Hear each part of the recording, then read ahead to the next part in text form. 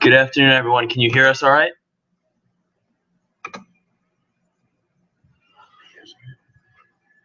Good afternoon, everyone. Please stop us if at any point you feel as though we're unclear or the connection is bad. Tom and I will be presenting on Tourette syndrome. Okay, the definition. Tourette syndrome is a neurological disorder caused by repetitive involuntary movements and vocalizations known as tics. All right, these tics can come in very different stages and varying stages as well. Some more frequent than others. Some could be the tapping of a pen, or some could be something like a humming. It could be also something as simple as eye blinking. But the severity changes from person to person.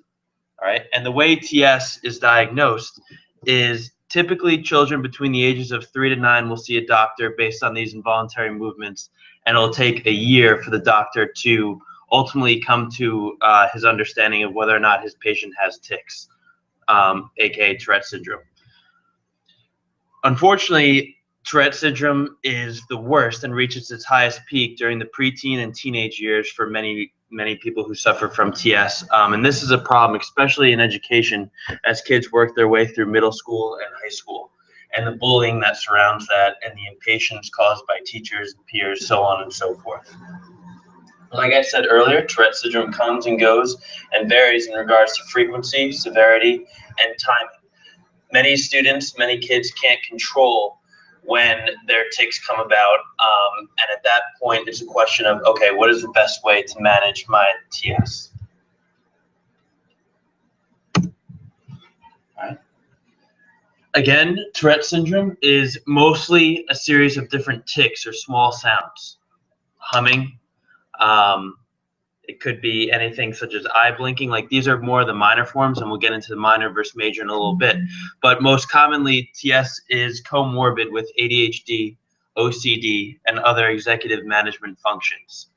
And many times, doctors will diagnose Tourette syndrome as kind of a byproduct of ADHD, OCD, or these other management functions.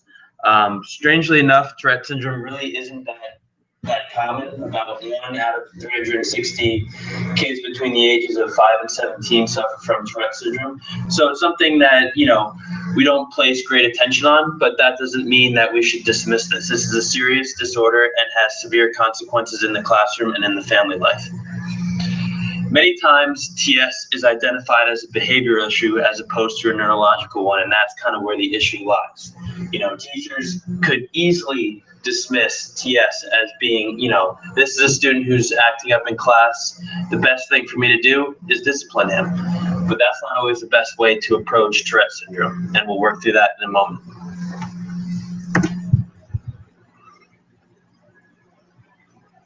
All right. The ranges of Tourette syndrome are pretty drastic, and they vary from person to person. I kind of touched on the minor forms earlier, including eye blinking, grunting sounds, sniffing, the tapping of a pen on a desk, shoulder twitches, so on and so forth. Major forms can include hopping, jumping, bending, punching oneself to get attention or just out of control. And then the last one would be cursing, which that's more or less kind of the stereotype that's associated with Tourette syndrome, is the kid who constantly curses and has no control over his vocalization skills. These would be the major forms.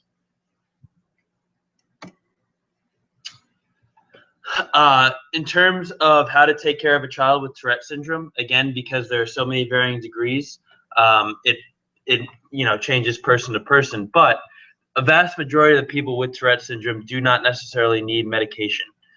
Neuroleptics are available for those who have symptoms that impair functioning and may suppress tics, but that's not always guaranteed.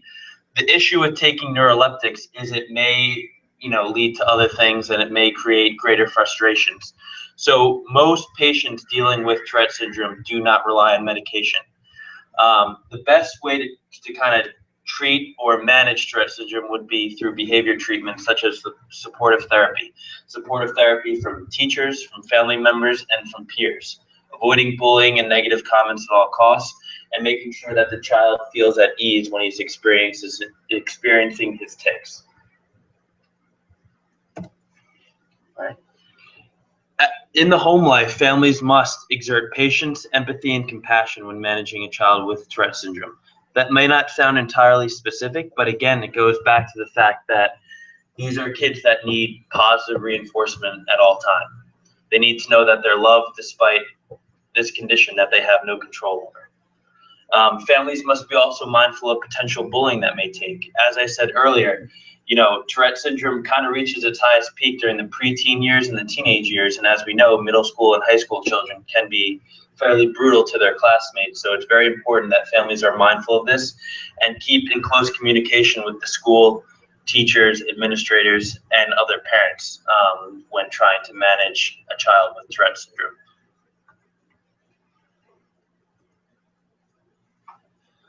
And this is where Tourette syndrome really has its biggest effect, and that's in the classroom. Classroom performance may be compromised for a student with TS. A student who is constantly focusing on his tics may not be paying attention to anything regarding the content or the curriculum, and this could have devastating effects. There is a need for extended time on assignments. Students with Tourette syndrome get very stressed out about tests that are timed, projects that are timed. They need to work in a free space. And teachers, most importantly, must understand that Tourette syndrome is neurological and not behavioral. This is very important. A teacher must know week one who of his students has Tourette's and the best way to approach that. Okay, this cannot be dismissed as a behavior issue, and that is a common thing. Peers must also understand that Tourette syndrome is neurological and not behavioral, and that's tough to get across to many middle school and young high school students. Most kids who suffer from Tourette syndrome operate in what we'd call a regular classroom setting. If they do operate in a regular classroom setting, it's best that these students work in small groups and maybe have the assistance of a tutor. That tutor can either be in the classroom or they can meet that tutor after or before school. As I said earlier, untimed testing significantly reduces stress, so it's imperative that teachers allow somewhat of a creative, stress-free environment for students to test, and they can assess them much better in that way as opposed to, testing students who are dealing with the stress levels, and that might not accurately portray exactly where a student is in his content. All right, so some of the methods a teacher uses to accommodate for the classroom. First, the biggest is the key to always working with these students is creativity. Second, tests taken in separate location with extended wave time limit. Educate the other students that come into contact with the student with Tourette Syndrome Association peer in service. So an example that I found was a student who basically was screaming out in class. They let him, they monitored each class that he was screaming out in, okay, and he would do it 2 or 3 times. So what they did was they had a peer in service where somebody came and spoke to, the whole school about, Tourette's and what happens with it. By making these students aware, they were more, accommodating to it. They were okay with it happening in the classroom, and then it was just taken as, okay, that's what happens, and it helped with the classroom environment. Provide a safe place where the student can calm down and release tics and obsession. So basically, where they would send them would be to a nurse's office, to a counselor, but not to the principal's office.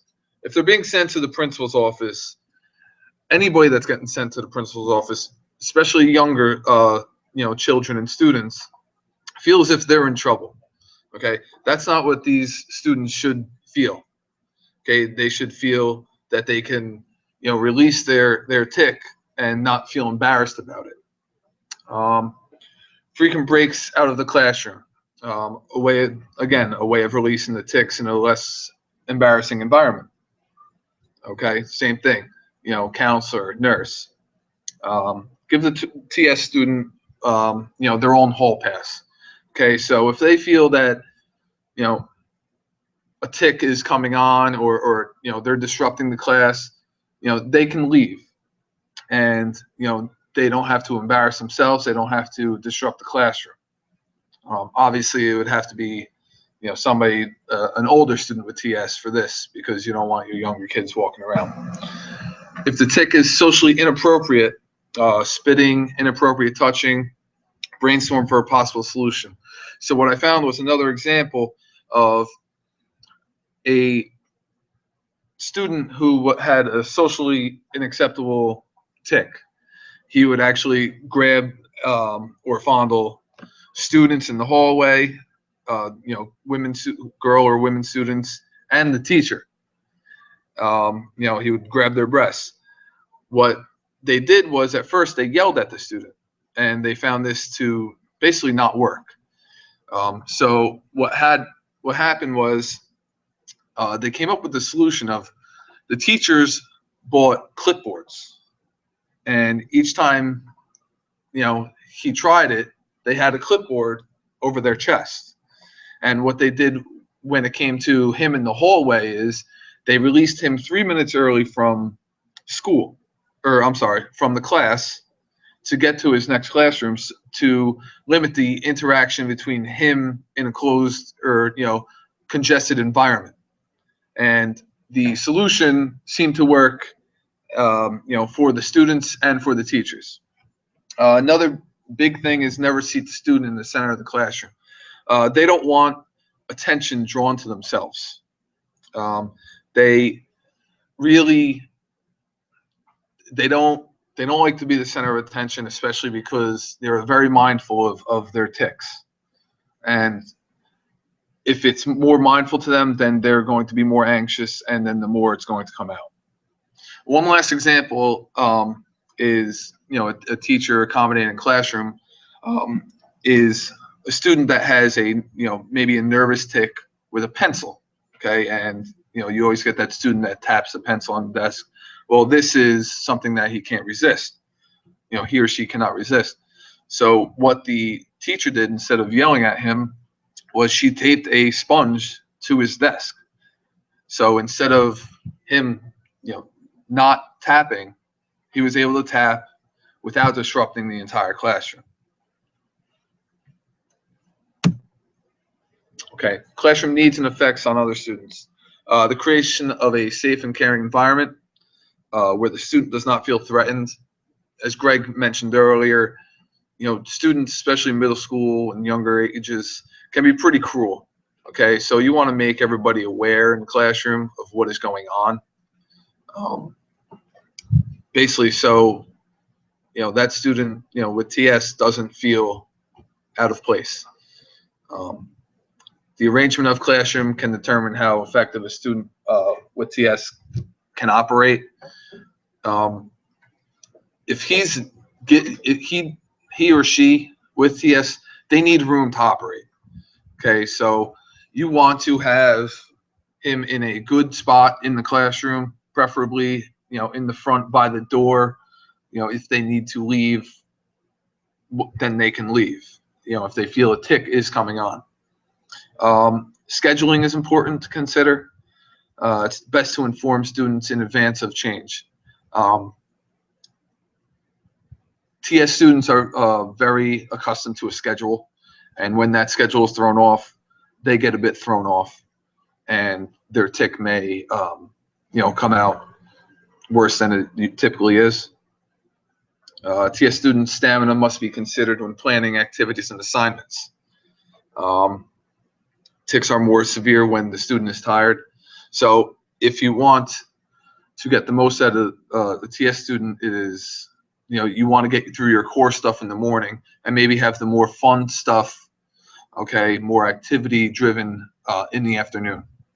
And positive praise and reinforcement, just like any other student, a TS student always needs positive praise and reinforcement.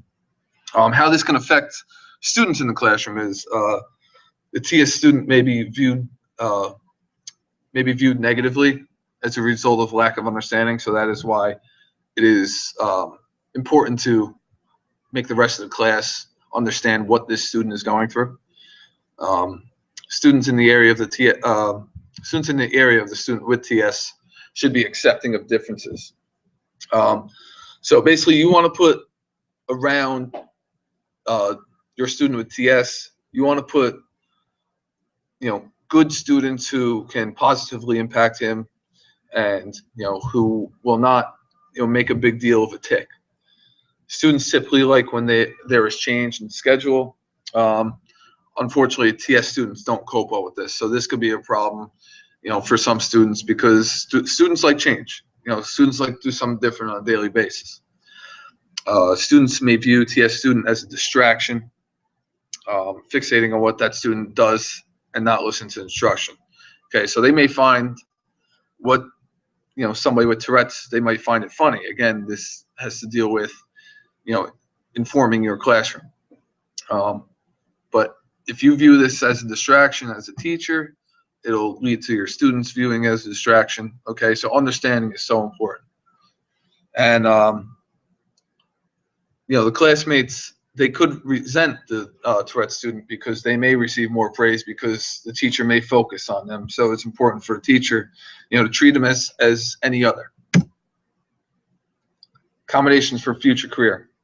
Accommodation and modifications in the workplace need to be developed on an individual basis. Some people may have a more severe case of Tourette's, and some people may not. Some people will get into the workforce and be fine. More workplaces are becoming aware and accommodating with the passing of the Americans with Disabilities Act. Okay, so it's more frequent that you have somebody with a disability in the workplace. Very important is modifying tasks and responsibilities. Making it easier for them to work, breaking tasks into more manageable and structured parts. Again, that has to do with, having structure. Okay, they want, having everything pretty much the same without change. Flexibility and deadlines, permitting time alone, more breaks. Okay, again, this has to go back to student having to leave the classroom if they feel that they're going to have their tics breaking out and feel uncomfortable. And environmental factors. It's found that the higher the noise level, the better. They feel more comfortable, because if their tic is something that can disturb or be loud to somebody, it won't be heard, and they feel more comfortable. Okay, transition services that are available. Really depends on the state, but at a certain age, usually between 14 and 16, the child with TS starts to be included in the educational decision-making process. This is basically including them on meetings of, how they're doing and where they're going in the future. In high school, many states require attendance for transition planning, unless the parent determines that participation is not recommended. That's for anybody under 18. Again, after 18, they can speak for themselves, but it is pretty important to get the student with TS in a transition period to college or to the workforce. The child has to take charge of their education with the support of their parents. So parents have to be trusting of the student and child, and trust them to make the right decision, but with their support. And the student needs to know themselves well and seek a flexible work environment without fear of discussing symptoms, and ask for accommodations if necessary. They need to trust that whoever they're interviewing for will accommodate to them, and they have to own it. The more you own something, you'll feel better about it. And I'm sure going through school, they learn how to cope with their Tourette's, their tics, and they at this point feel more easily accessible to talking about it.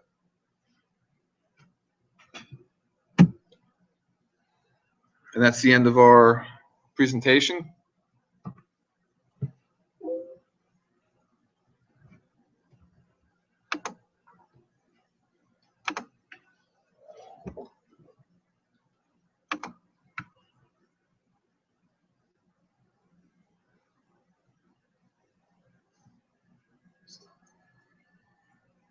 I would like to thank everybody for listening, and I appreciate it.